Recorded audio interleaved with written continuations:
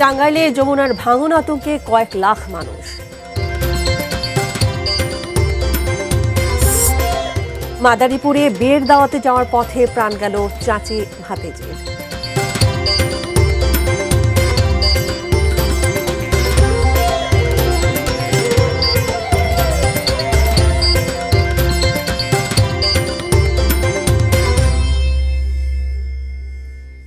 ATN news দেখছেন। দেশের খবরে আপনাদের সবাইকে স্বাগত জানাচ্ছি। আমি তানিয়া আহমেদ। এতক্ষণ নাসির সিনটেক্স গ্রুপের সৌজন্যে সংবাদ শিরোনামগুলো জানিয়ে দিচ্ছিলাম। এবারে পুরো সংবাদে যাচ্ছি। দর্শক, সুপ্রিম কোর্টের আইনজীবী সমিতি ভবনে ল রিপোর্টার্স ফোরাম নির্বাচন ও বার্ষিক সভার আয়োজনে এই মুহূর্তে বক্তব্য রাখছেন তথ্য ও সম্প্রচার মন্ত্রী জহিরুদ্দিন স্বপন। আমরা এখন সরাসরি চলে যাচ্ছি সেখানে।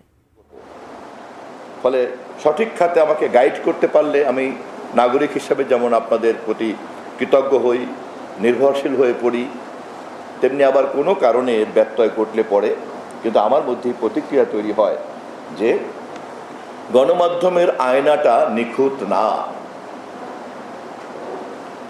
নিশ্চয়ই আমাদের অনেকের এই অভিজ্ঞতা আছে যে নিখুঁত আয়না না থাকলে আমাদের নিজের চেহারাই নিজেরা কেমন বিকৃতভাবে আমরা দেখে থাকি। নিশ্চয়ই কারো কারো এই অভিজ্ঞতা থাকার কথা, এই প্রজন্মের অবশ্য না থাকার কথা, কারণ এখন অনেক নিখুঁত উৎপাদন হয়। কিন্তু আমরা যারা একটু বয়স্ক, আমাদের এই অভিজ্ঞতা আছে। আয়না যখন নিখুঁত হয় না তখন নিজের চেহারাটা বাঁকা বাঁকা দেখা যায়, এক চোখ ছোট এক চোখ বড় দেখা যায়।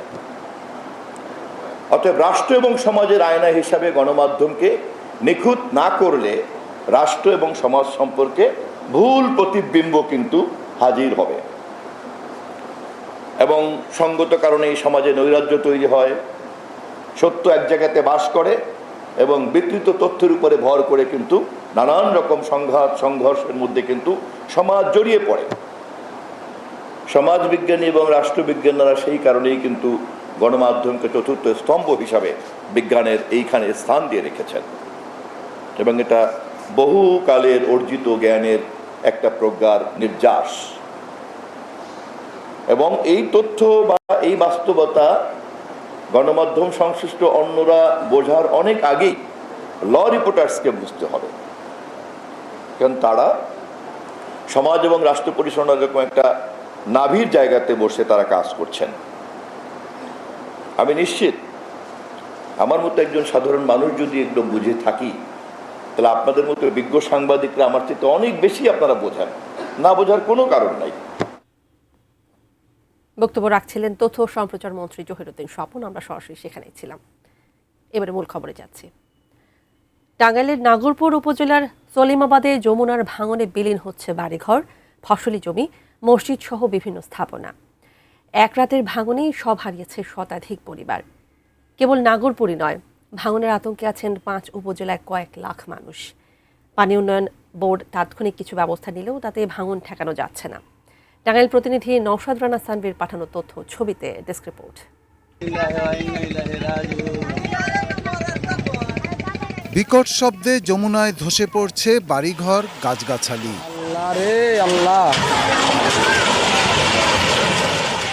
যমুনার ভাঙন গ্রাস করছে সহায় সম্বলের সবটুকু। নির্বাক তাকিয়ে থাকা ছাড়া আর কিছুই করার নেই অসহায় মানুষগুলোর। যারা পারছেন তারা বাড়িঘর সরিয়ে নিচ্ছেন, আর যারা পারেননি তাদের জায়গা হয়েছে খোলা আকাশের নিচে। শুকনো মৌসুমে যে যমুনা চরপড়া শান্ত এক নদী, ভরা বর্ষায় তারই আগ্রাসী রূপ দেখছে যমুনা পাড়ের মানুষ। গত মঙ্গলবার থেকে টাঙ্গাইলের নাগরপুর উপজেলার সলিমাবাদে যমুনার ভাঙন শুরু হয়।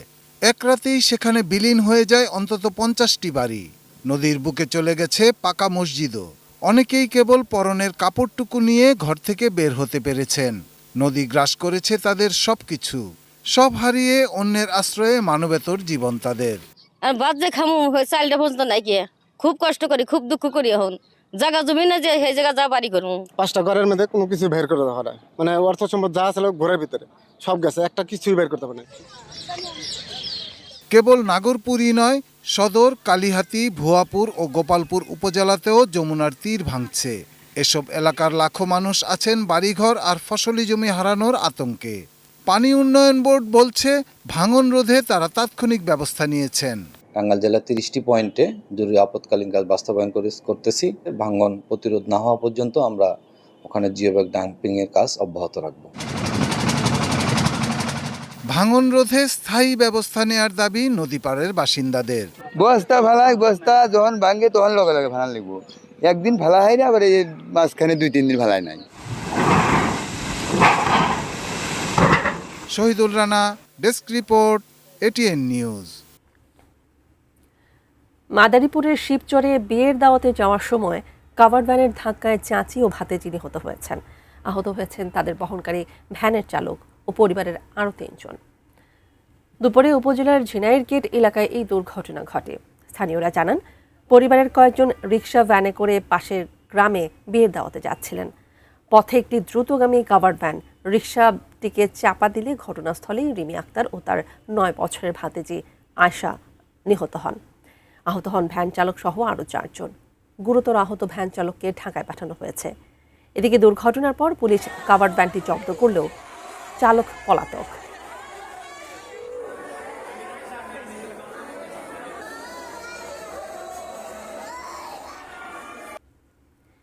এবারে দেশের খবরে নিয়ে নিচ্ছে বিরতি, এরপর জানিয়ে ফিরছি।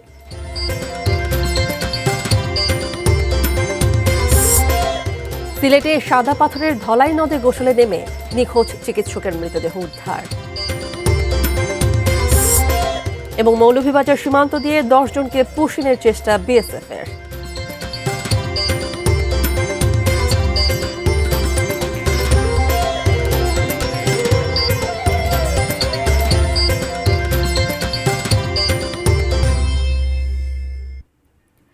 বিরতির পর ফিরে এসে স্বাগত জানাচ্ছি দেশের খবরে।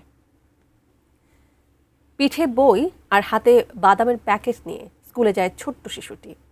পথে বিক্রি করে বাদাম, তবু স্বপ্ন তার একদিন অনেক বড় হবে, হাসি ফোটাবে মায়ের মুখে। জুলফিকার আলী কাননের পাঠানো তথ্য ও ছবিতে মেহেরপুরের ইসলামপুর গ্রামের ছোট্ট শিশু মোহাম্মদ মাহিম আলীর কঠিন জীবন সংগ্রামের কথা ডেস্ক রিপোর্টে দেখুন। ছোট্ট মাহিমের জীবনে প্রতিটি দিনের গল্প একই রকম। সকাল সকাল তাকে নিজের হাতে খাইয়ে পোশাক পরিয়ে স্কুলের জন্য তৈরি করে দেন মা শিল্পী খাতুন। পিঠে বইয়ের ব্যাগ আর একগুচ্ছ বাদামের প্যাকেট হাতে ছোট্ট সাইকেলটি নিয়ে বের হয় শিশুটি। মাহিমের বয়স মাত্র 8। মেহেরপুর সদর উপজেলার ইসলামপুর সরকারি প্রাথমিক বিদ্যালয়ে 2য় শ্রেণীতে পড়ে। 1 বছর আগে বাবা আব্দুল মান্নানকে হারিয়েছে মাহিম, তারও আগে হারিয়েছে ভাইকে। সংসারে শুধু মা আর সে, নেই কোনো জমিজমা, উপার্জনক্ষম কেউ নেই। এ বয়সেই মা ও ছেলের সংসারের ভার কাঁধে তুলে নিয়েছে মাহিম। টিফিনের সময় সহপাঠী আর স্কুল ছুটির পর বাজারে বাদাম বিক্রি করে মাহিম। তার চোখে স্বপ্ন, লেখাপড়া করে অনেক বড় মানুষ হবে সে। বাদাম বেশি 300 টাকা হয়, লেখাপড়া শিখে বড় হয়েছে। খাটার মানুষ আমার কেউ নেই। ছোট ছেলে বাদাম বেশি খাই, আমি সেই করানি আমি খাই। ছেলে রাত 10টা পর্যন্ত ছেলে বাদাম বেচে, বিকাল 5টা পর্যন্ত আমার ছেলে বাদাম বেশি নিয়ে, তাই আমি খাই। এই সংগ্রামী ও স্বপ্নবান শিশুটি যেন লেখাপড়া চালিয়ে যেতে পারে, স্বনির্ভর মানুষ হয়ে উঠতে পারে, সে কারণে সরকার ও বিত্তবান মানুষের সহযোগিতা প্রত্যাশা করে এলাকাবাসী ও মাহিমের শিক্ষকরা। সরকারের দরকার এই ছেলেটার পাশে দাঁড়ানো। তার বাবা কিছুদিন আগে মারা গেছে, তার সংসারে অভাব অনটন, কিন্তু কখনো সে কারো কাছে বলে না এবং সাহায্যের জন্য হাত বাড়ায় না। মাহিমের শিক্ষা ও জীবন যাতে বাধাগ্রস্ত না হয় সে কারণে সরকারি সামাজিক নিরাপত্তা কর্মসূচির আওতায় তার পরিবারকে আনার আশ্বাস দিলেন এই কর্মকর্তা। আমরা এই শিশুটিকে আমাদের সমস্যা দপ্তরের সরকারি শিশু পরিবারে আমরা ভর্তি করে তাকে লালন পালন করে সুনাগরিক হিসেবে গড়ে তুলতে পারি। চন্দন পাল, ডেস্ক রিপোর্ট, এটিএন নিউজ। সিলেটের সাদা পাথর পর্যটন কেন্দ্রের ধলাই নদে গোসল করতে নেমে নিখোঁজ চিকিৎসক সুব্রত সাহা বিকাশের মৃতদেহ উদ্ধার করা হয়েছে। শুক্রবার সকাল 8টার দিকে ধলাই নদের 3 নম্বর পিলারের কাছ থেকে তার মৃতদেহ উদ্ধার করা হয়। পুলিশ জানায়, ডাক্তার সুব্রত 3 বন্ধুকে নিয়ে ঢাকা থেকে সিলেট ভ্রমণে গিয়েছিলেন। বৃহস্পতিবার দুপুরে 4 বন্ধু ধলাই নদে গোসল করতে নামলে প্রবল স্রোতে 3 জন ভেসে যান। এর মধ্যে 2 জন তীরে উঠতে পারলেও সুব্রত নিখোঁজ হন। খবর পেয়ে ফায়ার সার্ভিসের ডুবুরি দল উদ্ধার অভিযান শুরু করে। রাত হওয়ায় তা স্থগিত করা হয়। পরে শুক্রবার সকালে স্থানীয় এক মাছের দেয়া খবরে তার মরদেহ উদ্ধার করে পুলিশ ও ফায়ার সার্ভিস। নিহত সুব্রত লক্ষ্মীপুরের রামগতি উপজেলার মিহিরলাল সাহার ছেলে।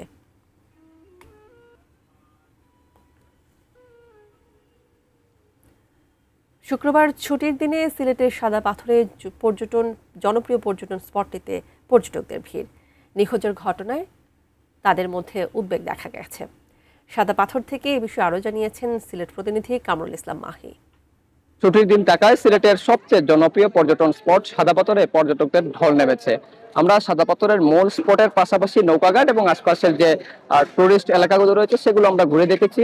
বিপুল পরিমাণ পর্যটক যারা রয়েছেন তারা এখানে এসে তাদের যে ধলাই নদীর স্বচ্ছ যে জলরাশি পানিতে নেমে তাদের যে প্রশান্তি, সেই প্রশান্তিটুকু তারা খুঁজে নিচ্ছেন।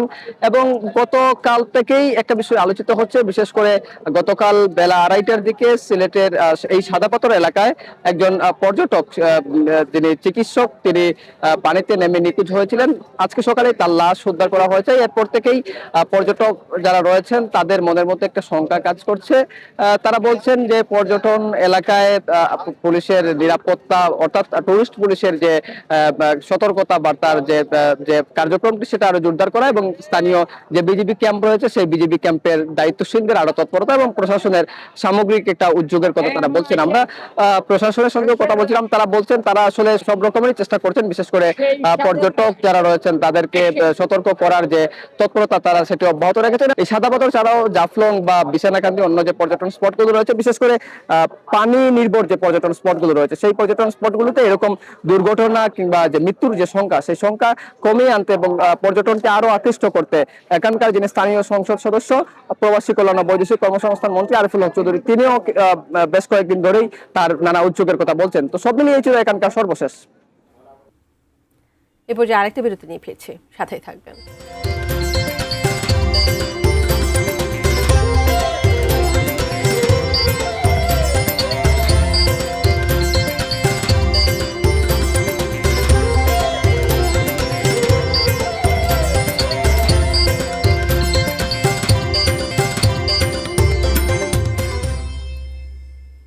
বিরতির পর আবারও ফিরে এলাম দেশের খবরে। মৌলভীবাজারের জুড়ি সীমান্ত দিয়ে নারী শিশুসহ 10 জনকে পুশ ইন করেছে ভারতীয় সীমান্তরক্ষী বাহিনী বিএসএফ। রাতেই ফেরত পাঠানোর দাবি বিজেপির। আজ ভোররাতে উপজেলার গোয়ালবাড়ি ইউনিয়নের কচুরগুল সীমান্ত দিয়ে তাদেরকে বাংলাদেশের অভ্যন্তরে জোর করে ঠেলে দেয় বিএসএফ। তাদের মধ্যে 2 জন পুরুষ, 7 নারী ও 1 জন শিশু ছিল। স্থানীয়রা জানান, সীমান্ত এলাকায় 10 জনকে দেখতে পেয়ে তারা বিষয়টি 52 বিজিবি বিয়ানীবাজার ব্যাটালিয়নের অধীনস্থ লাঠিঠিলা বিওপিতে জানায়। তবে বিজিবির দাবি, সকালে পুশিং করা ওই 10 জনকে একই দিন রাতে অন্য একটি সীমান্ত দিয়ে ভারতের অভ্যন্তরে পুশব্যাক করা হয়েছে।